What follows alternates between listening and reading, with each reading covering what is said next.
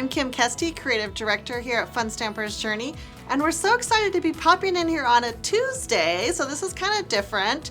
We're actually starting a new program, a new video program, which we hope you guys will like, and we hope that you love it and share it and enjoy it. And if you saw our little title, maybe I'll have Roy bring that back up on here. It is called Tools, Tips, and Techniques. So that's what the T3 is all about. So right, get it? Tools, Tips, and Techniques. And we actually could have named it T4 because we're going to attempt to bring this to you every Tuesday. So that's another T. But we didn't officially label it as a Tuesday thing because we're going to try it out on Tuesdays, see if it works, and hopefully continue on with that. But if it's not always on Tuesday, that's okay too, right? Yeah, it'll still be T3, Tools, Tips, and Techniques. So the purpose of this new video series is just to come out at you at least once a week, share some of my fun tips that I have for card making, scrapbooking, gosh, any of the paper crafting things that we want to play with here on Tuesdays. Again, sometimes I'll feature special tools. That video might be more focused on, one or two particular tools, or I'm going to really dive in and give you some fun techniques. So it could be any or all of the above. And I think today's videos we're going to hit on all three T's, I'm pretty sure. So that'll be really fun. So let's take a look at what we've got going for you today.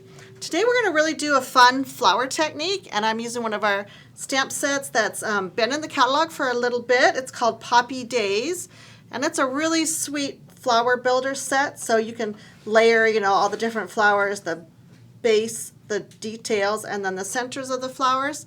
I'm not going to use it particularly that way today. I'm really only using one stamp out of this set, and that's this, I guess you would call it the second layer of the flower. So I'll show you how I'm going to use that in just a minute. But first of all, to create the actual base for our flower, I've got a couple pieces of whipped cream. I guess I'll get 3 out here. Cardstock, and I'm going to do some fun things with some of our paint. So for those of you who are not familiar, we have acrylic paint in our Journey collection, and this particular one is called Pineapple Smoothie, and it's high quality acrylic paint. It's what we kind of like to call artist quality. So it's a little bit thicker, a little bit heavier than maybe your standard acrylic paint that you would buy, at your hobby store. So you can tell as I squeeze it out here that it's nice and thick. We love it. It has great coverage. It also is a matte finish paint, so that's why I'm using it on this project. I just want to get kind of a really matte base for my flowers. So see what I'm doing here is I'm taking some Pineapple Smoothie, and by the way, that second color was Citrus Cooler.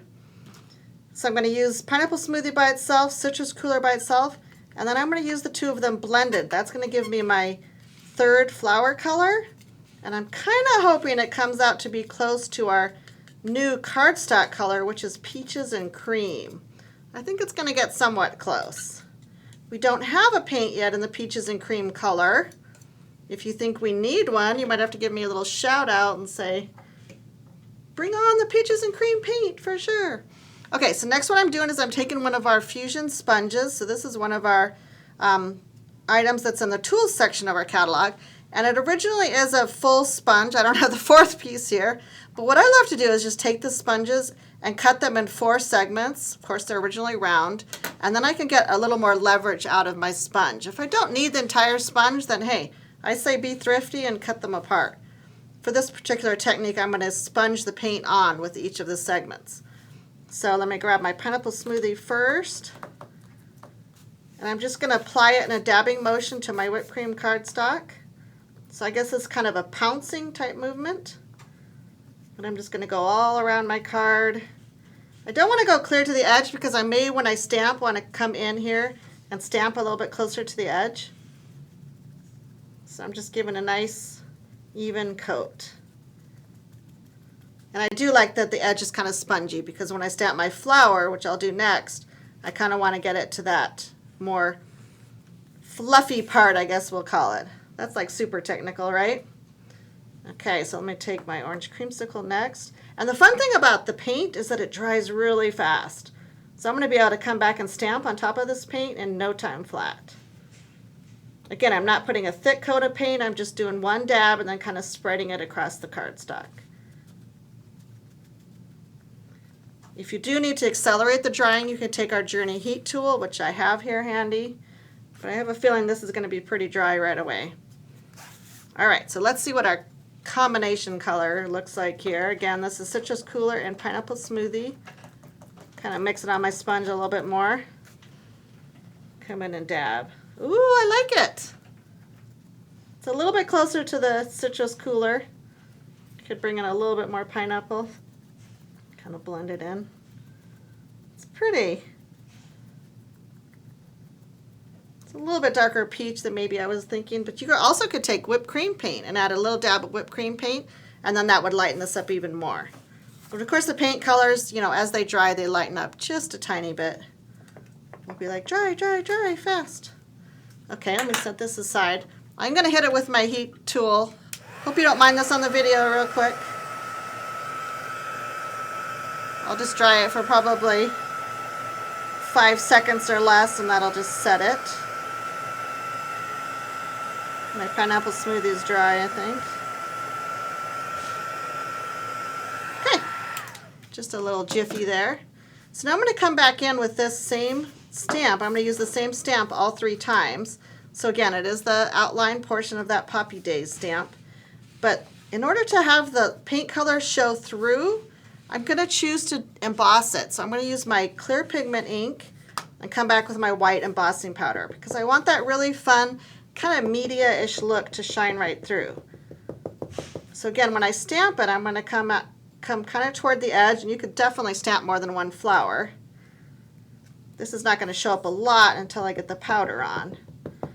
But you can see where I'm kind of choosing to stamp my flower toward the edge of the painted area. That's because I kind of want that look. If I wanted it super solid, I would probably either use plain cardstock or some other medium. But I kind of want that fun painted look. So you'll see it really come to life when I sprinkle on the white powder. I'm going to grab my media tray, which I love for embossing, and kind of just really douse it with the white powder. So see how much better that shows up? I'm going to heat one for you. I won't heat all of them. I won't torture you with that much of the heat tool action, but I do kind of want to show you how each of them looks with the different colors of paint. So right, the orange creamsicle, super fun. I have to figure out where I stamped here. Nope, not there. That's a good one. Switch your thing around here. It's a problem with the clear pigment ink, right? It's clear. Okay, so there it is on the pineapple smoothie. Super fun. Let's see. Let's heat the orange one because I think that's going to show up the best. And I'll set these aside. I can pour that back into my jar. Now, we'll try to have Roy come up a little closer because it's so fun. If you have not really done a lot of heat embossing, it's so simple and so easy and gives you such a wow factor that I really think it's something you should try. So again, I have my painted surface underneath, my clear pigment ink with my powder, and then watch the magic when this heat tool melts the embossing powder. I just kind of keep my heat gun moving. I keep it fairly close, but you don't want it to touch your image. It takes just a few seconds to really warm up that air in the heat tool. And then you can see it starting to darken. You see how the white thickens, turns glossy. We'll see it even more right here. Oh my gosh, look at that. It's like magic, I tell you. Now if I was heating this really close to my hand, you could hold your paper like with a clothespin or something, but I'm pretty safe with my cardstock this far away. So again, you want to make sure everything's thoroughly heated. I can kind of come back over my image that I think's embossed and heat it a little bit more, and that will melt your powder and kind of make it flow even better. So look how fun. Again, we have embossing powders in at least 6 different colors. I just can't even decide what's my favorite. I've kind of been hooked on white lately, but our silver and gold and copper and rose gold, oh my gosh, all of our powders are so amazing. Okay, so I love how that looks. I love that it's not even Steven all the way around. Now this flower does not have a die, so I'm just going to come in and do some really simple fussy cutting. It's going to come right around the flower. I'm not worried about getting so close to the embossing because it's a flower, right? It has petals that are kind of irregular. And even this one that comes along, like I won't necessarily follow the embossing, rather I'm just going to come in and round that petal. Okay, so it kind of keeps its flower shape. Does that make sense? Yay! So super simple fussy cutting. Again, this one kind of doesn't have the complete petal, so I'm just going to round it up. So as far as creating flowers for my card, this really gives me a super unique look. Well, I'll keep that paint there for a minute. A little bit different than ink or anything else would. Again, because the paint is so matte, it really gives my embossed look quite a different look. So super fun. Ooh, I saw a comment pop up. That was kind of tricky. I know Roy's trying his new program over there, so once in a while he'll pop up a comment. I love that. So super cute. Okay, so pretend I've embossed all 3 of my flowers. I'll set them aside right here. So what I'm going to do next is prepare the base of my card panel. So again, I took a plain whipped cream cardstock, and this is one of the tips that I'm going to share with you. When you're doing the cards, you always want to try to stick with the same color repeated several times on your card project. So again, I went ahead and tried to attempt to get a peaches and cream colored paint. So now I'm bringing peaches and cream ink in. That's going to be my second time I'm using this color on my card project. My third time will be in the cardstock that I'm going to use. So that's a tip for you when you're creating any of your card projects. The idea to repeat one color, whatever color you choose, at least 3 times in your project really brings a lot of continuity. It makes your whole project come together. So I'm going to add this peaches and cream ink, and this is just the regular True Color Fusion ink, and I've got a dauber with one of the large dauber ends on it. And I'm just kind of coming in a circular motion, and again, I want to kind of have areas where it's a little bit lighter and areas where it's a little bit darker.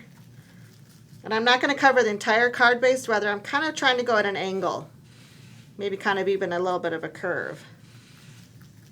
And I'll be layering things on top of this, so again, I don't want to have coverage of the entire thing. So that feels good. And again, our ink will dry a little bit lighter as it dries. So we'll set that aside for just a minute. I'm going to show you a tip because this card, the stamp set doesn't have any leaves for it.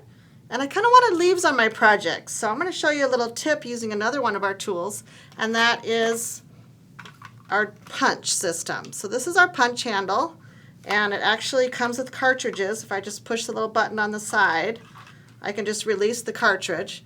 And these cartridges come in a whole variety of different sizes and shapes, and we have flowers and butterflies and all kinds of cute things. This particular one is the 1 1/4 inch circle punch. So it's just going to cut a basic circle. And the way I line up this punch is I take the little bloom right there, and I want to line it up with a button. So that's how I slide the cartridge back on. So see, kind of locks in place, super easy. And to use it, first of all, it's a great punch because this handle has such even pressure for those people who have struggle with smaller punches, if they have trouble with their hands, maybe some arthritis. This punch is an amazing process because you can use your entire hand and it punches so nice and clean. This particular time though, actually I will do that to punch some circles first. I'll just punch 3 circles. See how easy that was? So I'm going to start with my 3 circles, and this is Sweet Pear cardstock. This is kind of one of those cardstocks that, I don't know, I think it's overlooked in our green family sometime. It's a very pale green, it almost has a yellowish tone to it, but I absolutely love Sweet Pear cardstock. I think it blends with so many of our colors, especially the lighter hues. So again, now I've got my 3 circles, and you're like, Kim, how are you going to get a leaf out of that? Well, I will show you, and hopefully this won't fly around too much here. So you can see how I'm going to bring in my circle punch into my punch, the circle I already punched, back into my punch, and see how I'm bringing it in only part way. This is great about using the punch upside down, and look what it's going to do. It's going to create a perfect little leaf shape. Look how fun! So awesome. So I want to do this 3 times. And again, you kind of have to line it up right where you need to. The leaves could be, a little bit thicker or smaller, whatever is your preference. I'll do one more, get some of those scraps out. So again, maybe I'll do that one a tiny bit smaller. Woo! kind of pop when they go. Fun. Okay, so now I have my 3 leaves. How easy was that? Just 3 leaves out of a circle punch. Could not be easier. Now I'm going to come in and kind of bend them a little bit because I want them to have a little bit of texture. So that's going to be my 3 leaves there. Super fun, super easy. All right, so now my ink is kind of dried a little bit in here. You can see how it's kind of smoothed out. But I'm never quite finished layering. So I'm going to grab some of our hexagon dies. Let me show you this particular die that I'm going to use. It's right here. It's a darling set of hexagons. Goes all the way down to this smallest, very smallest one, which is the one I used right here. And again, I'm repeating some of my same colors. So I have pineapple smoothie, I have peaches and cream, and this time I have orange creamsicle. So I didn't quite go as dark as citrus cooler because I wanted to keep kind of that softness in there. So I'm going to repeat all 3 of these colors. I think I'm going to stamp my sentiment before I add these because I want to get my placement right. I'm going to add my sentiment right onto the actual card base. So the sentiment, where is it coming from, Kim? Is coming from one of my favorite stamp sets in our new catalog. It's called Life's Moments. And not only does it have these fantastic images right here, which absolutely scream, do some techniques with me, do some techniques with me. But they also have 5 amazing sentiments that are just perfect for any different occasion you might have need for. I'm using congratulations today, and I'm going to stamp it in black licorice. Here's another little tip. I always do this. I always stamp my little sentiments first, like on my scrap paper. I don't know why. It's just like a comfort thing for me. I want to make sure it's inked up right, and I'm getting the pressure just right, and then I can actually come into my project. Now this stamp set is it's not totally straight on its own. It kind of has that fun little whimsical look, which I love, so you don't have to be so panicked about getting it straight. That's one thing I worry about when I go straight to my card base. What if it's crooked and I have to start over? But you know what? If it is, who cares? Doesn't even matter, right? All right, so now I can talk about adding some of my little hexagons. Kind of move them around. Again, this is kind of the rule of 3s. I did 3 flowers. Now I'm going to do 3 hexagons. It's just really about getting that balance on your card. So I'm going to put this guy approximately here, and I'm not really going to necessarily try to line up the hexagons, but rather just place them where it looks fun in my card. So this one I'll probably pop over here a little bit, and I'm putting my flowers on top, so it's not super critical where these go, but I think they just add that fun little grounding for my card, for my flowers. I'm going to use all these technical terms now. Rule of 3s and grounding and all that fun stuff. Okay, so now I'm ready. I'm just about finished. I'm just going to come back in with my flowers. I'm not necessarily going to line up the right color with the right flower. I'm just going to kind of place them around and see what looks fun. I'll grab some of my leaves, tuck them in, kind of here or there, wherever it strikes my fancy. It's actually really pretty with just 1 flower, isn't it? I kind of went crazy and did 3 flowers on my finished card, but it's quite nice with just 1 flower. It's kind of got more of that, simple, clean look. I am going to come in with some peaches and cream silk. Again, this is one of our new silks. Remember how I said repeating the same color on your project? So I've got peaches and cream on the ink. I've got peaches and cream cardstock. Now I'm going to come in with peaches and cream silk and flick it onto my card. I like to do the silk when I add it here before I attach it to the card base. So I will always come back with my silk first. So the silk, if you can kind of see on the bottom, can you get in close, Roy? See it has this yummy metallic stuff on the bottom? That's why I'm shaking our silk, because it does have that added metallic element in the bottom. And so I want to get that all into my silk, right? I want that on my card, not at the bottom of my bottle. So sometimes I'll warm it a little bit with my hand like this. Not really necessary here in Arizona because it's plenty warm, but if you're in a colder climate, you might have to warm it with your hand just a little bit. So now I can see that all of that good metallic is mixed in. And if you have not used our silk, they're actually quite easy. You just take the bottle off. You don't want to really rub a lot of the silk off because then you won't have much left on your brush. So dip it in and just kind of leave it what I call load it up. And then you just want to have a tapping action with your first finger. That's what I like to do. And you could even try here on your, paper, scrap paper. Make sure it's flicking how you want it. And then I just like a gentle tapping motion. And when I come to my card project, another tip I have for you is kind of come at a diagonal across your card. You don't have to flick the entire card. Rather kind of come at a diagonal all the way across. So you can see how that's going to add even a little bit more motion to your card. Of course, there's some stray dots that land here and there. That's totally fine.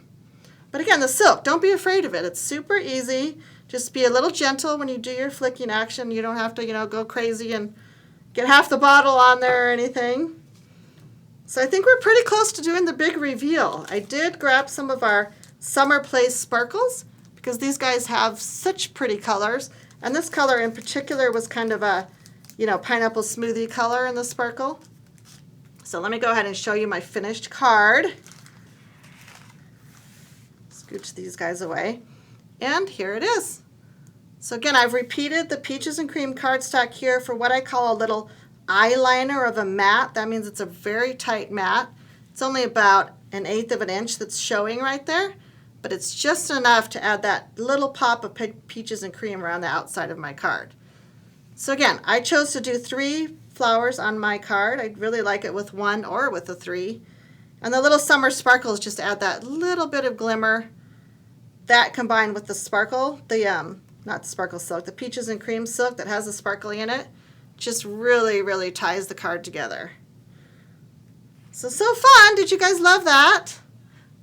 We're going to post this card on the blog in the next coming few days, hopefully, so you can get a nice close-up picture of it. I'll have Royce show it one more time in case you want to screenshot it. I'll get my hands out of the way.